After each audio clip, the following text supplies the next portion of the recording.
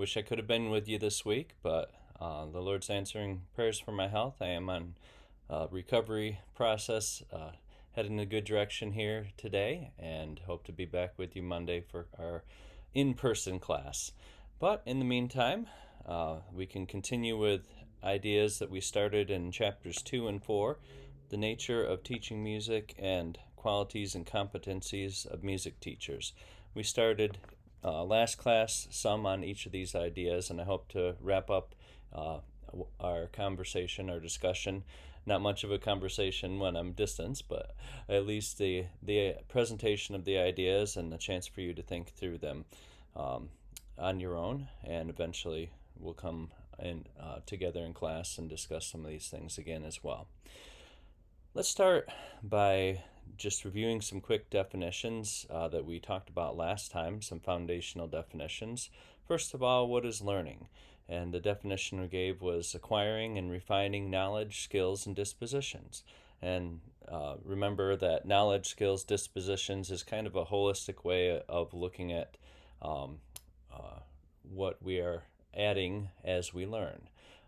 There can be learning in each of these areas, and once again, dispositions, we're talking about things that we value, believe, habits that we have developed because of those values, because of those beliefs. Teaching simply is helping others learn, and this is foundationally, as music educators, what we are. We're teachers. We're those that come alongside and help others to, in our case, become musicians. Music education then is the process of becoming a musician. This is a journey that each of our students is in the midst of in one degree or another, and which we're helping guide them through. In chapter 2, the author presented 5 big questions from which we can analyze music education as a whole and think about music education more specifically. He called them the 5 big questions of music education. So the first one of these is, why teach music? And we've already gotten at this a little bit in some of our previous classes. Your answer to that question will determine your philosophy of music education. Every aspect of your teaching flows from your philosophy. It's kind of the organizer, the advanced organizer, if you will, of your thinking about what you're doing. Important questions like, why am I here? Specifically now as a music education major at BJU, but eventually in whatever environment the Lord leads you to. Why are you there? Some of the answers to that question should have to do with music education. Some should have to do with other things like discipleship. Why are my students here?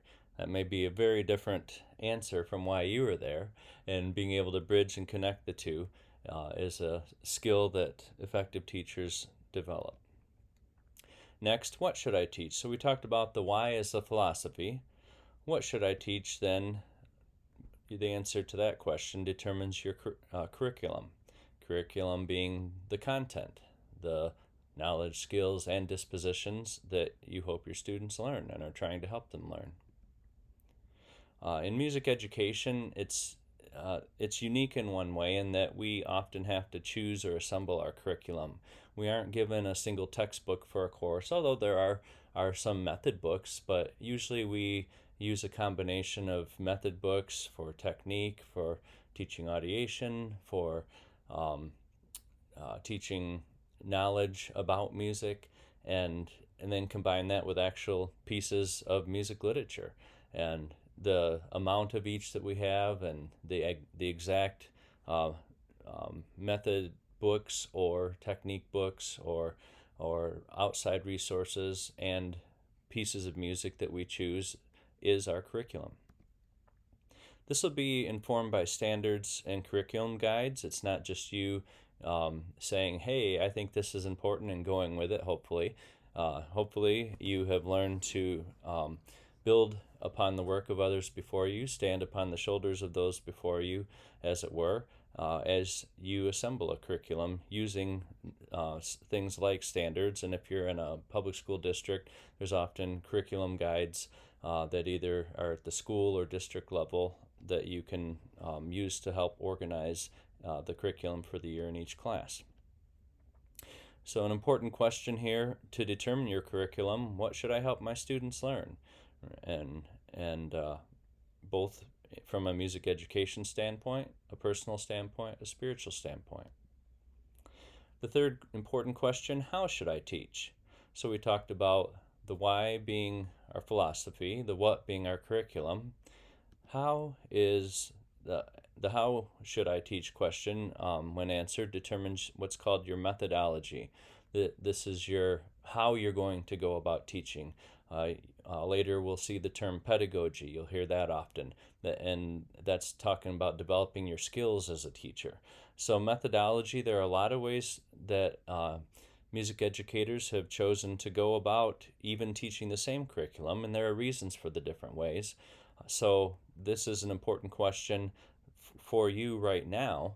A lot of what you'll be doing in school is not only gaining proficiency and competency as musicians and as educators, but learning a lot about what are the current best practices for teaching certain concepts, certain skills, certain dispositions, certain groups of knowledge and in music education for various classes.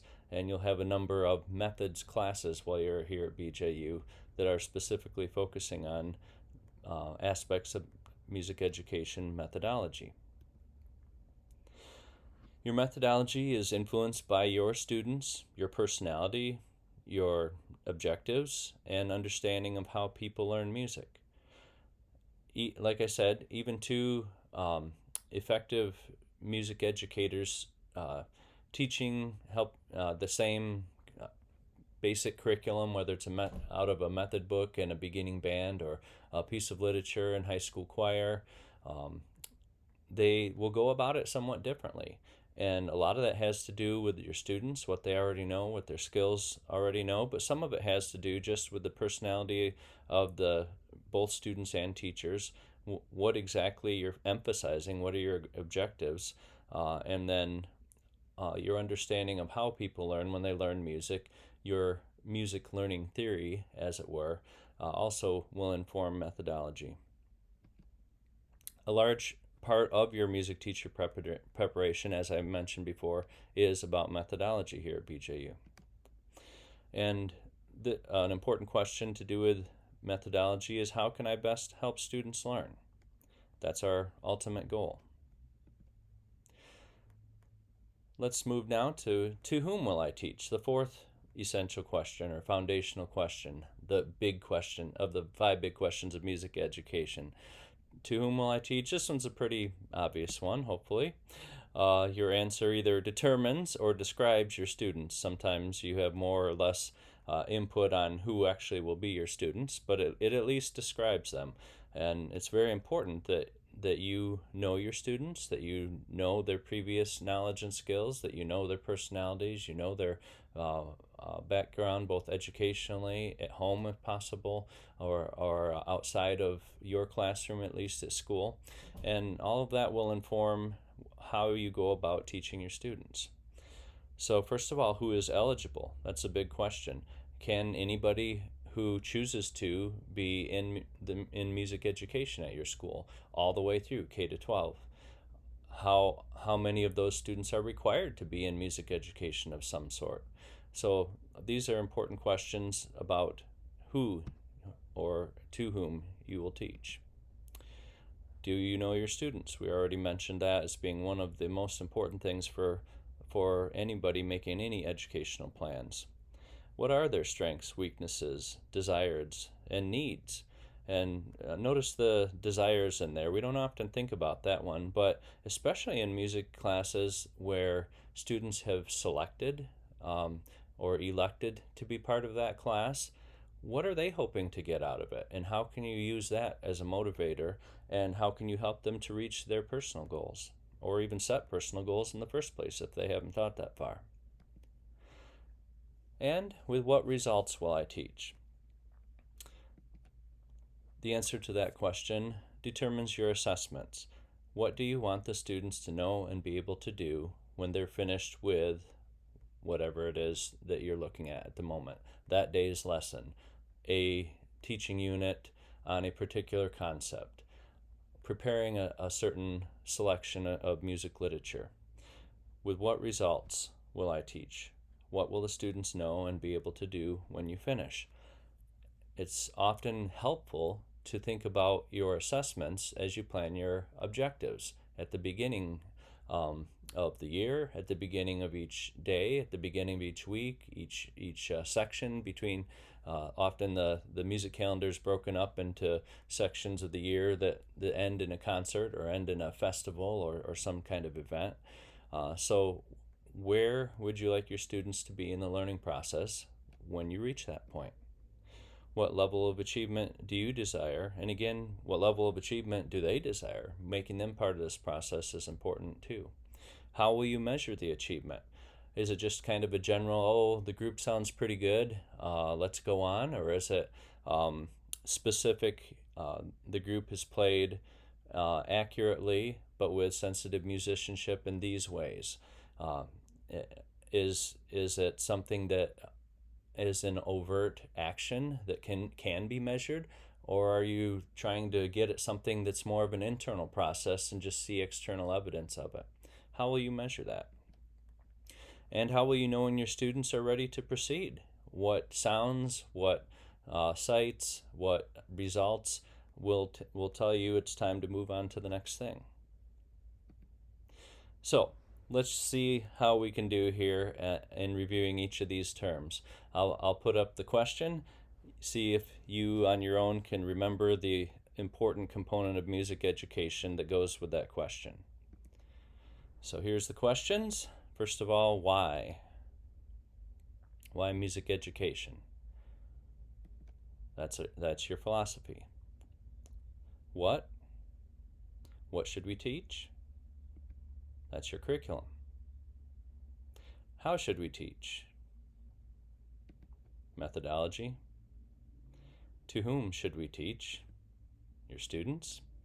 You could say your student population if you wanted to be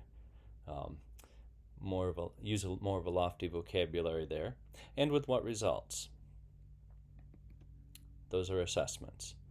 And remember, assessments are always tied to the learning objectives you set for your students. The beginning of the process, the end of the process, always tied together with the activities in between. Let's move on now from the 5 big questions as I get out of this screen.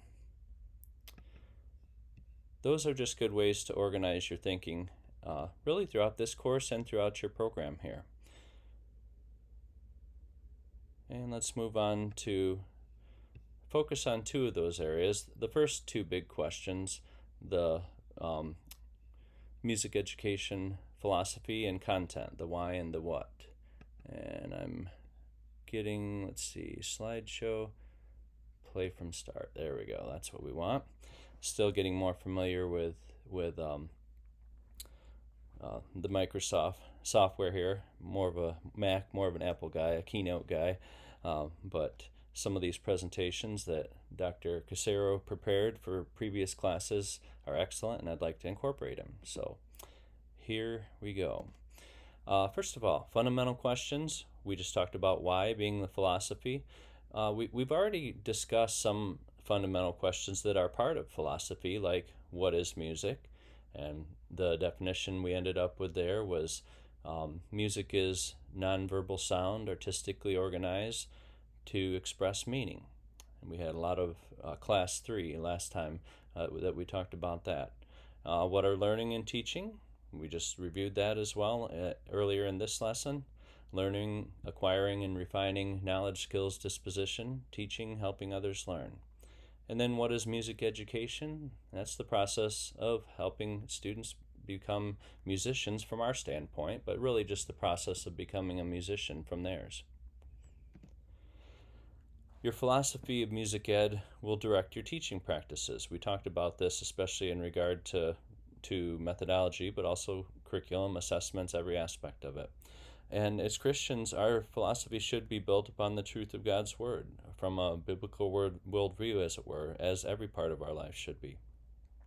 Also, your philosophy addresses what motivates you to be a music educator. What's really important? Why do you want to do this? What do you hope your students achieve because of their time with you? Your philosophy.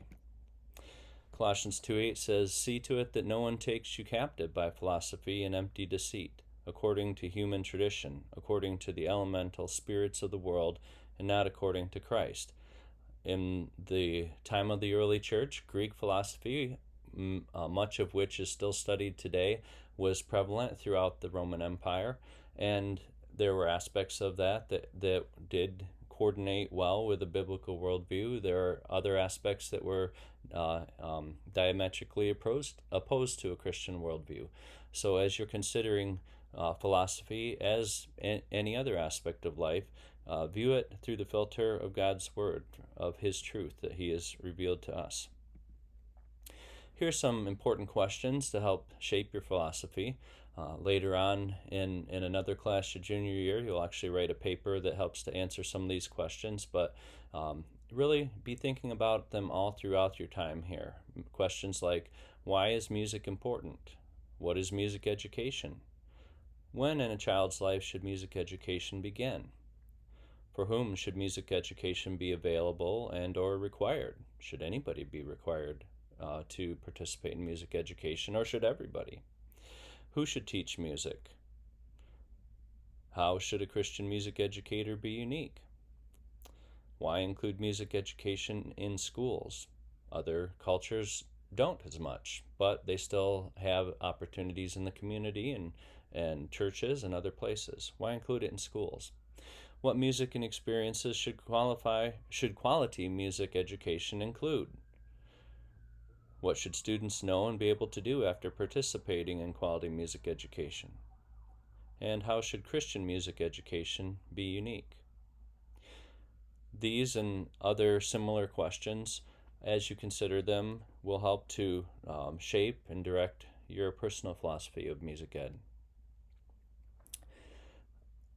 If we were together, we'd do a little turn and talk right now, but instead of that, I'd like you just to pause the video at this point and think through each of those questions and at least come up with an initial answer in your mind to each one. Then kind of keep track of that throughout your time going through your classes here at BJU, and see how that stays the same, see how it changes.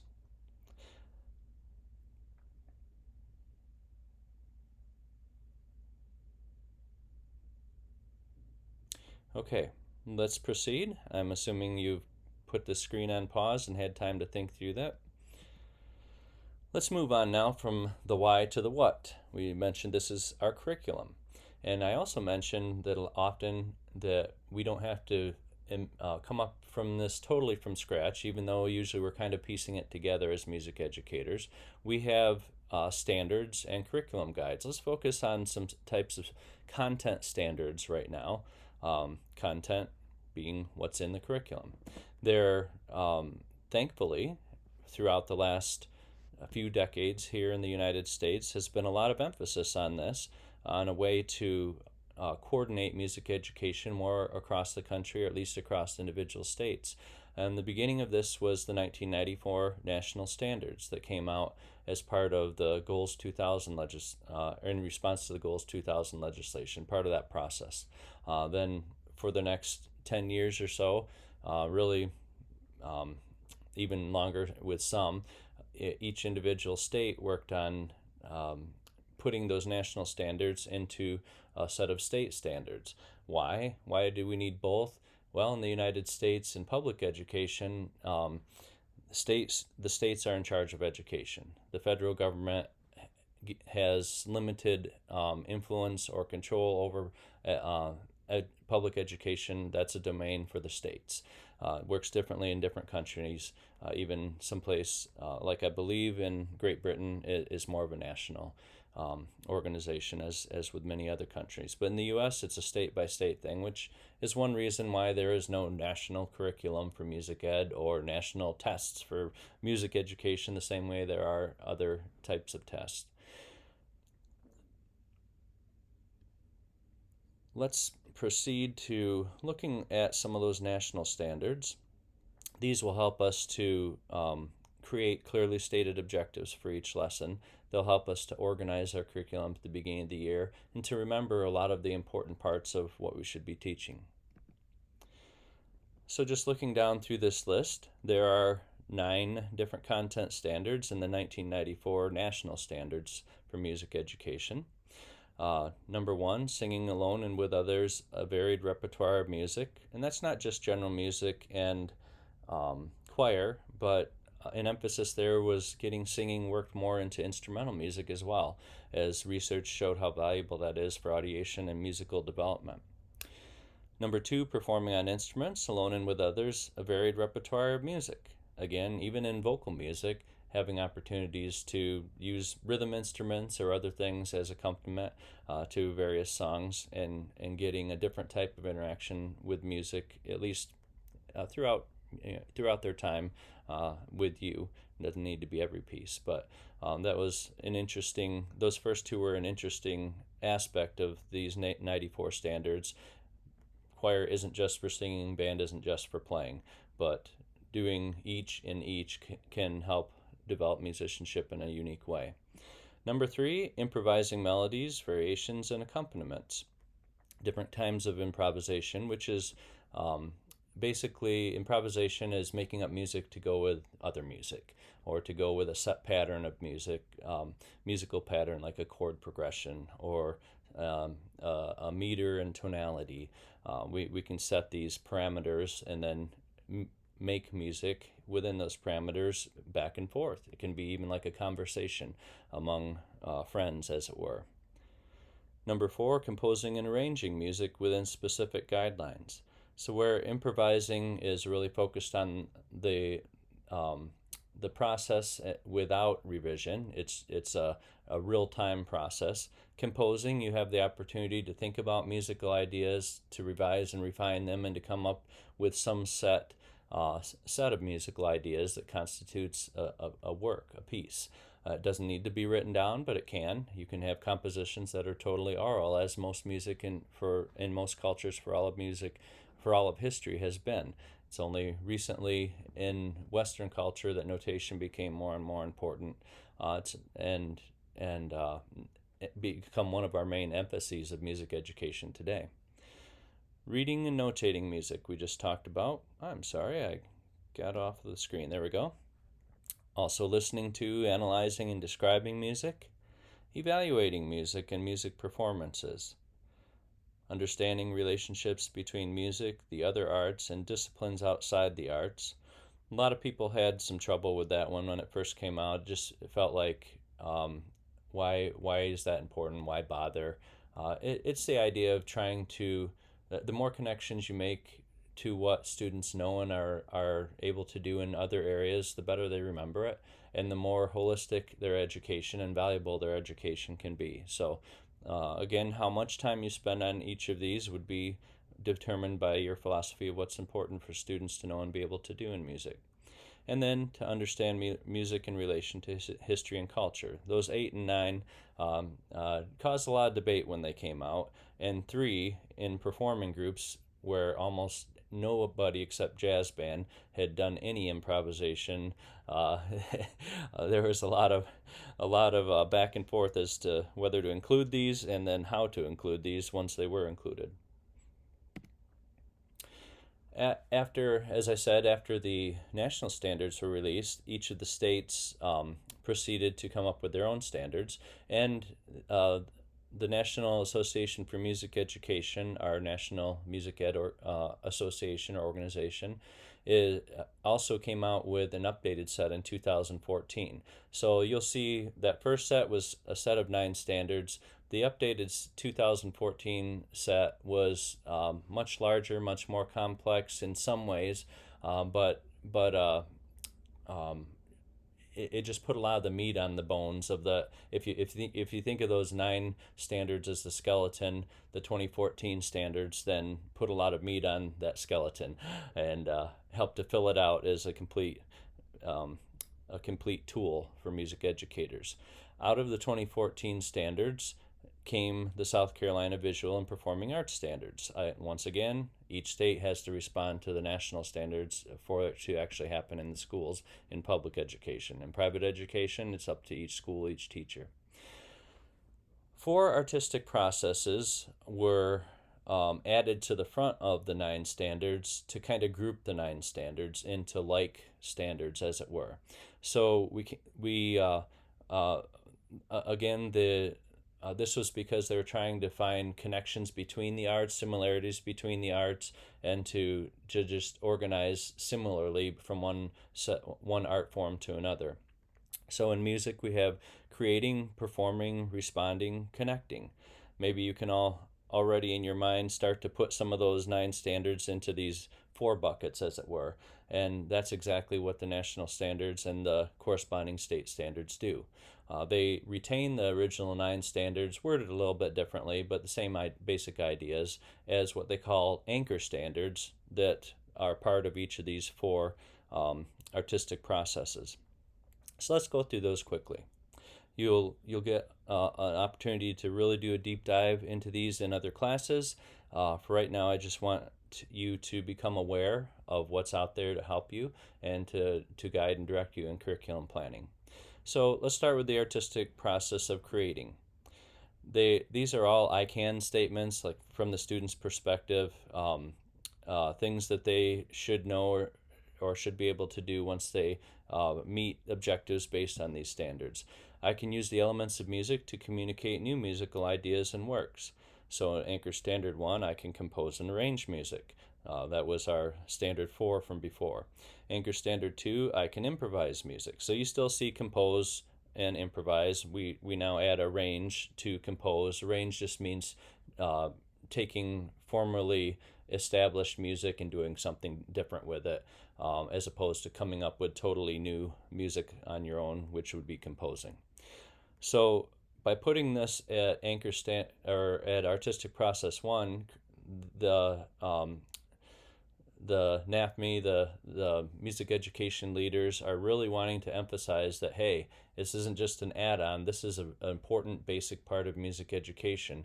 And research has shown that not only is it a crucial end objective of music education, it's an excellent teaching and learning technique or procedure. Having your students improvise, having them compose, helps them learn and connect things that they won't otherwise learn and connect in music, and gives them fluency that they won't otherwise have in unique ways. The artistic process of performing, that one's really familiar. And the anchor standards that went under that are, first of all, I can perform a variety of music with fluency and expression. Fluency is talking about you have everything right, you have the technique, you have the notes, the rhythms, the dynamics, and expression. Let's make this a musical statement, not just a reproduction of sound off of sheets of music or out of our head that it doesn't really say much. So Anchor Standard 3, I can produce a characteristic, well-developed tone. 4, I can perform with technical accuracy and expression. 5, I can perform using musical notation.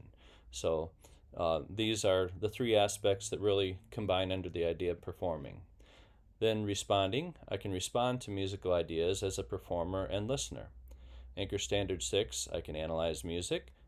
Standard 7, I can evaluate music. So analyze and evaluate. What's the difference between those? If I were with you, I would have you answer that. Come up with some different answers, but just think about that for a second. What's the difference between analyzing music and evaluating music?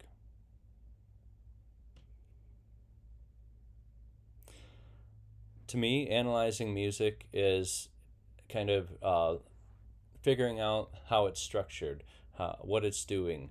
It's the deductive reasoning aspect of listening to music.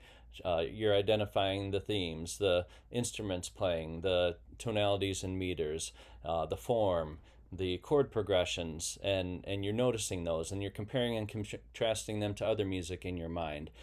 That's all very analytical type of thinking with music. Evaluate goes a step further. that puts a judgment on it, puts a value, evaluate, puts a value on the music. Is this excellent quality music? Is this effective for its purpose? Is this artistically exemplary? Those are evaluation questions. And then the artistic process of connecting. I can relate musical ideas to personal experiences, cultural history, and other disciplines. Standards 8 and 9, remember I talked about before, those were um, debated as to how important those should be. Well, they're still here after all these years, just worded a little bit differently. Standard 8, I can connect musical ideas and works to personal experiences, careers, culture, history, and other disciplines. So making that personal outside of school connection with what you're doing in school. I can relate music to the other arts, disciplines, and other content areas and career path choices. You'll also see the practical aspect of career in both of these, trying to lead somewhere for those who will make music a career. And you already have turned in your self-evaluation as a music teacher, starting to think about where you are in some of the important areas. So let's move on to our last components for today.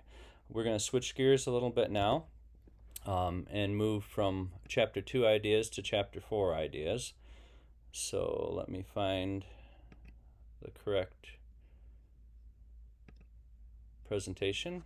So we're talking now about the character and characteristics, or the qualities, if you want to say it that way, of effective music educators. And we spent a good amount of time in our last class beginning this discussion, but didn't quite have a chance to finish it. So I'd like to kind of pick this up with an example of somebody who is an award-winning music educator. Our Gene Sapphire from Passaic Valley High School in New Jersey, a choral instructor, as you'll see. But as you watch the video, think about what characteristics and evidence do you see in this teacher as far as being an effective teacher. What do you mean by evidence? Well, what's happening with the students that shows you that she's doing something well? That's an important thing to think about as you observe master teachers, or exemplary teachers, if you want to say it that way, at work with their students. What characteristics do they exhibit? What evidence do you see from their students that what they're doing is working? So at this time, again, I'm going to go ahead and pause this video, go to our week 3 folder in Canvas, and there is a link to this video. It's a short 4 or 5 minute video, but as you're watching, think about what characteristics, what evidence do you see in this teacher. Then come back and we'll finish up the presentation.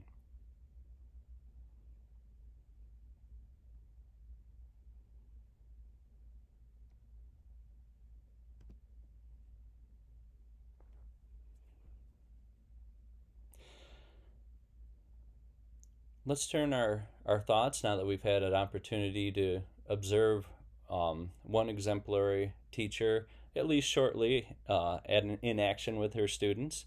And we've talked about various qualities of effective teachers in general, and music educators in particular.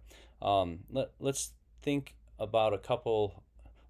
Let's look at a couple ways to think about this idea of characteristics, qualities of effective teachers. What I had presented before you is from our School of Education. It's what they call their conceptual framework for the School of Education. And you'll notice there are 4 main areas here: the content knowledge, the pedagogy, the professional development, all encompassed in a biblical worldview. And you'll notice the little different icons that are with each of those, and with the statements that correspond to each of those down below. So this is what the School of Ed wants its students to know and be able to do as they move on from pre-service educators to in-service educators, in our case music educators.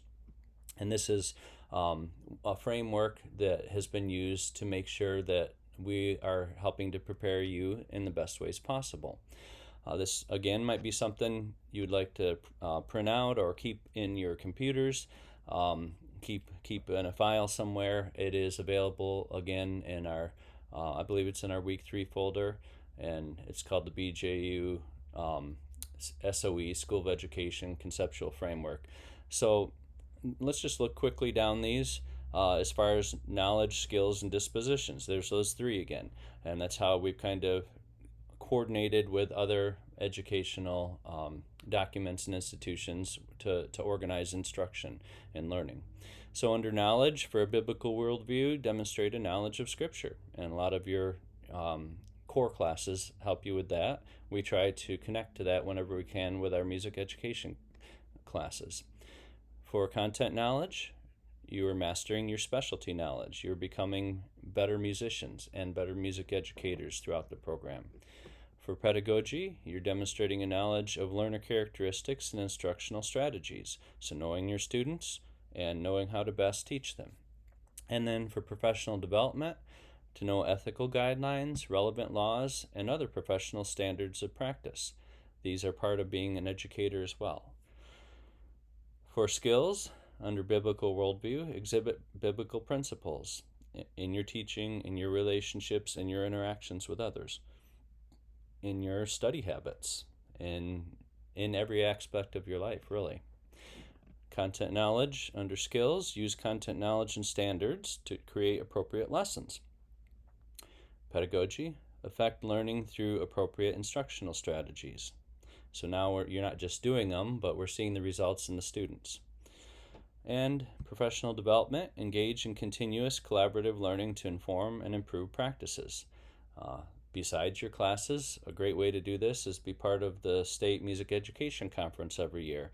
It's a lot of fun, and it's a chance for you to specifically hear from experts and experience some of their teaching expertise. Then under dispositions, again, this is valuing is the way that they put it here. Value a biblical worldview, critical thinking, each student's diversity, and valuing and upholding professional practices. Let's pop back to the third aspect there. Value each student's diversity. Not only cultural diversity, but diversity as a learner. It's helpful to think of your class as being not only a class, but kind of three groups of students, as it were. Those who are more advanced, those in the middle, which is most of your students, and a few who will need extra help to succeed. So are you challenging the advanced students? Are you proceeding at a pace that is correct, if you want to say, or best for most of the students? And do you have plans for helping those who are struggling in place? So the advanced, the bulk of the class, and those who are struggling. So as we think of student diversity, that's a good classification to have in mind. And then obviously every student is unique, so as much as you can individualize, the better. The last thing that we'll go over today is the SCTS 4.0 rubric. This is something you'll become very familiar with. It is the tool that the state of South Carolina uses to evaluate its teachers.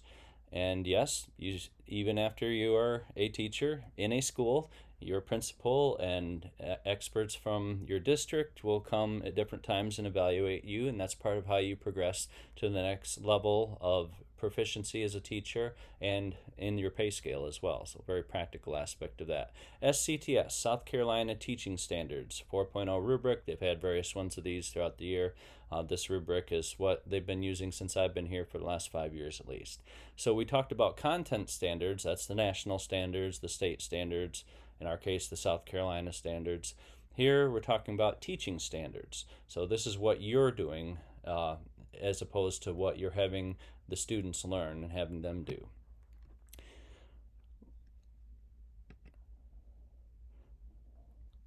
As this is coming up, all of the standards are in your resources folder in Canvas.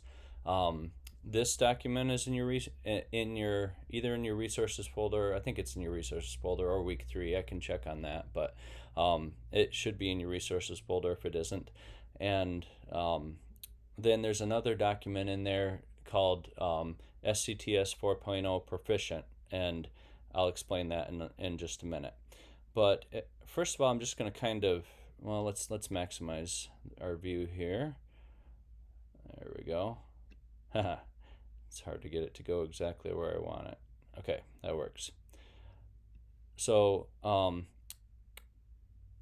there are 4 different domains that you will be um, evaluated on, assessed on throughout your program, and if you continue in South Carolina into your teaching career. And many states have something similar to this, if not this exact rubric to evaluate teachers now. So the first domain is the instruction domain. This is you teaching. Notice there's a set of um, aspects of instruction down the left-hand column, and if we keep scrolling down, this is still the instruction, this is still the instruction, this is still the instruction. There's planning. Okay, so there are, I believe, 11, 1 2 3 4 5 6 7 8 9 10 11 12. Okay, forgot about one of those. There are 12 different aspects of the instruction domain that you're looking through. So how does this help you? Well, it helps you know how you're going to be evaluated eventually. But for now, it's a great study tool for what are those characteristics of effective teachers. Let's just look at a couple of these here. You can download these and study these on your own. But let's look at motivating students. And notice there's a proficient level, a needs improvement level, and an unsatisfactory level. There's actually another level called exemplary, which we're not really worried about right now. That's more for the teachers as they try to become, as they try to move to the next level, and they've been in the school a while. Not that pre-service teachers can't be exemplary in ways, but it's just a different level of expectation. What we're hoping is by the end of your time here, you can be showing evidence of proficiency in most areas. There may be a couple needs improvements left, but you've got into this area of proficient in each of these aspects of each domain. So, motivating students, the teacher organizes the content so that it is personally meaningful, relevant, and intellectually engaging to most students. Also, the teacher regularly reinforces and rewards efforts. So that's just 2 components of motivating students that those who evaluate you will be looking for and that you can plan into your instruction and purposefully do. Now, I will say just trying to go down this long list and plan everything in is not a good idea. This is designed to show these things over 6 observations throughout a year. But these are just things to shoot for. In fact, if you get better on some, you'll actually get worse on the others. So don't stress about trying to get every little thing. But these are what's valuable for you now is just reading down through this as a description of effective teaching and effective teachers. So we talked about the instruction domain, an interesting one here at the bottom, thinking and problem solving, and how to apply that to music is something that we'll talk about more in other classes. But it's critical thinking, it's creative thinking, it's pretty much what we have. A lot of our course you'll take your sophomore year, the second semester, the developing the musical mind is kind of focused on these things here. So there's also a planning domain, and this is when you're making your lesson plans. These are good aspects to pay attention to: instructional plans, student work, and then assessment. And then there's environment. This is kind of the environment of your class as you're teaching. Things like your expectations, how you manage student behavior, and create a respectful culture. They've combined this separate environment one into the managing student behavior, and it appears a little bit differently today, but the same basic ideas. This last aspect, professionalism, is kind of the descriptions of, we talked about knowledge, skills. This is the dispositions. So things like under self-discipline, punctuality, attendance, dependability, organization, cooperation. These aren't things that necessarily can be observed in one lesson. They're something that as your mentor teacher is with you all semester, that they would be able to comment on, or your professor in this case is with you all semester, they would be able to comment more on. So self-discipline, work ethic, collaboration, and professionalism in the workplace. And a lot of these are just good personal habits. If you follow a biblical way of living, you'll do a lot of these automatically. But some of us struggle in one or the other areas, and these are things that you will evaluate yourself on kind of each year as part of the education program here at BJU. So just a quick introduction to the SCTS rubric. Again, take some time, download it, look through. You can download the content standards for each area: general music, vocal music, instrumental music, if you'd like. Those are also in our Canvas folder, and just start glancing through that. Again, we'll take a deep dive into both of these more either throughout the semester or in future classes. So have a wonderful rest of the day, and I look forward to seeing you soon.